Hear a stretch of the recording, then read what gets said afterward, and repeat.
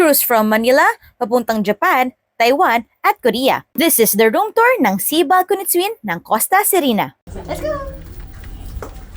Yan. So, yung room natin, room 8292. Medyo hirap hanapin kasi maraming rooms. So, this is our room. Sea view room siya na twin. So, as you can see, yan, may dalawang bed. Tigis sa kami ni Best. Merong sofa, ayan. Color orange yun. Parang orange ata motif nila, no? Ito muna yung parang pampaganda area. Ayan, merong hair dryer dito. Yan, tapos, yan. Ito yung saksakan.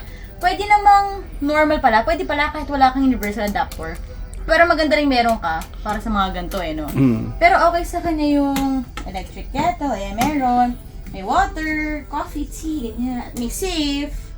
May monitor din, ganyan. So, may mga cabinet. Ay, may ref pala. Hindi ko na-video kanina. May ref pala. May gagandahan na room natin. Meron tayong sea view. Kasi syempre gabi pa. So, at nasa Manila pa kami.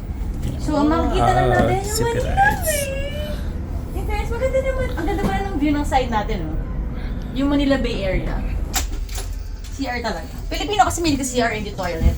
Yan, meron siyang shower. Yung shower niya, meron kaya itong cold and hot? Parang meron kasi may numbering siya, no?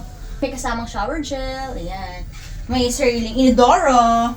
Walang bidet, pero okay lang. Pwede ba ito gamitin bidet? Towels provided. Wala nga lang silang toiletries, pero meron silang sabon, yun, shower gel. At may tissue paper sila. Yan. May baso, ganun. So, that's it.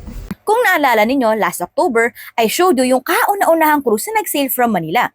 This February and March kasi, meron ulit silang sailing papuntang Taiwan, Korea, at Japan ulit. If this video inspired you to go on a cruise, contact Ladex Travel and Tours para makabuka na ng Costa Serena cruise mo for February and March. Bon voyage!